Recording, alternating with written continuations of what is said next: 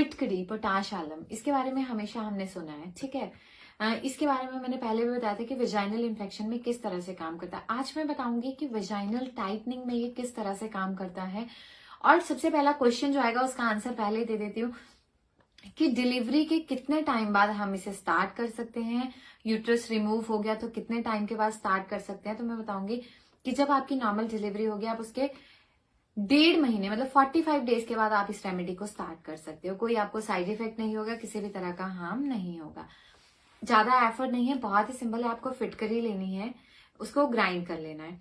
उसके बाद आपको बिल्कुल थोड़ा सा पानी लेना है और उसमें आपको मिलाना है 1 चम्मच फिटकरी।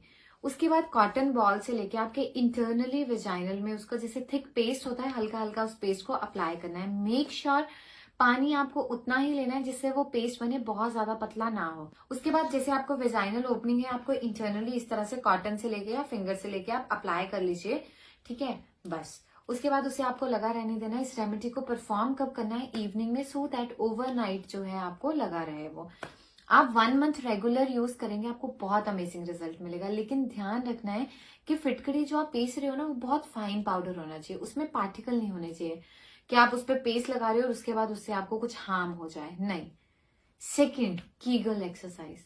यहाँ पे मैं परफॉर्म करके नहीं दिखाऊंगी, बट आप KEGEL, Kegel exercise. Kegel exercise अगर आप गूगल पे डालेंगे उसमें जो भी स्टेप है वो आपको आ जाएगा और आपको कीगल एक्सरसाइज परफॉर्म करनी है विद इन वीक।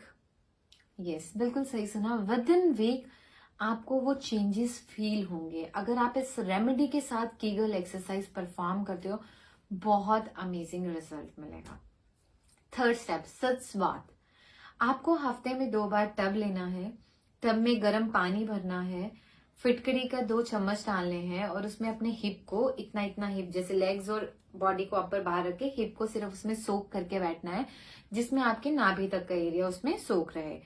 ये क्या करेगा? मसल्स को स्ट्रेंथ प्रोवाइड करेगा। मसल अपनी पोजीशन को रीगेन करना स्टार्ट करेंगे, क्योंकि यार आप सोचिए, एक नेचुरल फिनोमिना है, एक नेचर ने वो वैसे बनाया कि बच्चा नॉर्मली डिलीवर हो रहा है। लेकिन एक माँ के लिए बहुत ज्यादा डिफिकल्ट है। जब वो नॉर्मल डिलीवरी करती है तो वो मसल्स की सारी स्ट्रेंथ को ब्रेक कर देती है। अब वहां से रीगेन करना बहुत ज्यादा डिफिकल्ट है।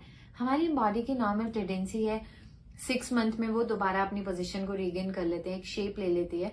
बट कुछ केसेस में क्या होता है, जहाँ पे ट्विंस हो रहे हैं या 2 बार डिलीवरी हो गई, 3 बार, तो वहां कहीं ना कहीं लूज होना स्टार्ट हो जाती है। तो उन केसेस में आप ये एप्लीकेशन अप्लाई कर सकते हो। इसके बाद लास्ट स्टेप आता है पिचू धारण।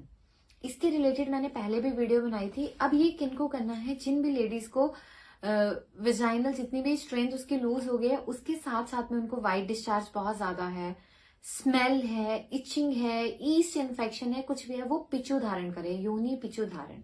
तो उसमें आपको क्या करना है? कॉटन लेना है। कॉटन में आपको अप्लाई करना है नीम का तेल। अब बहुत सारे लोगों ने ये क्वेश्चन थे कि मैम आपने मस्टर्ड ऑयल बताया था और नीम का, क्या वो लगेगा? नहीं।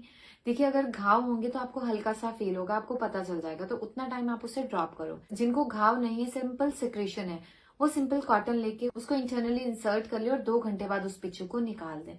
इन्फेक्शन कम होगी, इचिंग कम होगी और धीरे धीरे करके ना आपकी बॉडी जो है वो पोजीशन रिगेन करना स्टार्ट कर देगी। बहुत